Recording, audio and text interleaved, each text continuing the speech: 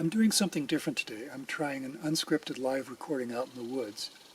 So let me know in the comments whether you like this idea. Today I want to talk about bear spray, and in particular the holsters you use for bear spray.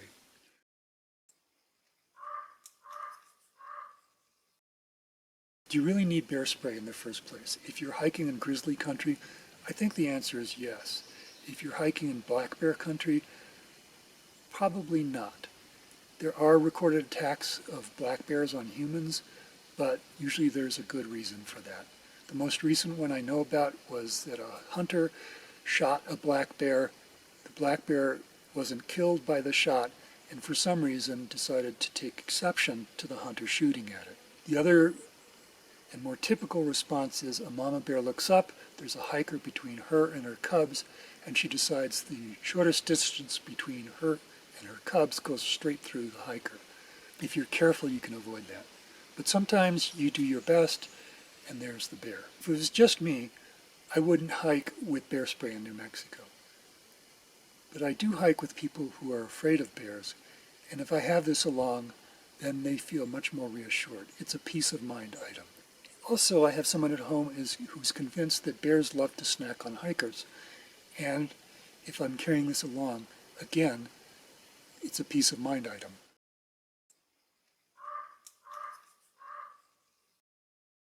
If you do make the decision to carry bear spray, you should also make the decision to carry it at your hip. If you're right-handed, it should be at your right hip. If you're left-handed, it should be at your left hip. Because when you see that bear coming at you and you have 10 seconds to react, you're going to go into panic mode.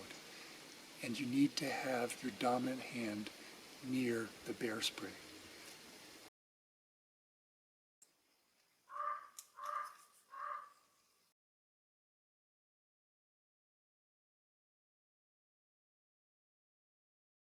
A few years ago, I bought bear spray, and when I did, I bought the counter-assault standard holster that you see here. It's a good holster. It has one limitation, and that is the closed loop they provide is large enough for a belt, but not large enough to slip over a padded hip belt on a pack. I do have a couple of packs that have a tightening strap on the hip belt, and I can hang this particular holster there, so that works. But the pack I'm using today does not have a tightening strap, and this is way too narrow to slip over the end of a hip belt. So this is what I hike with now. It snugs down to a couple of sizes of bear spray, so it doesn't matter which size you bought. It has this strap that holds the bear spray in place. It secures with Velcro and has a quick release loop at the end. But the real reason I bought it was this loop for attaching to your day pack. It's rather large, and there's a toggle at the end, so you can slip it off and on, but it gives you, as you can see, a rather large closed loop where you can just slide it over the end of your hip belt or secure it as you prefer.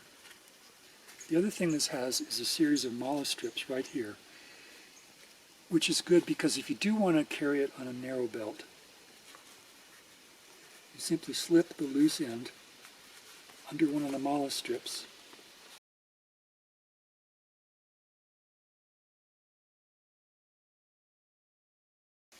I hope I'm pronouncing that right. And so you can have a closed loop that fits well on a standard belt.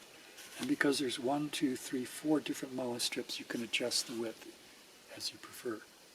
One thing I like about this particular holder is it has this strap with this bright yellow-orange tab on the end.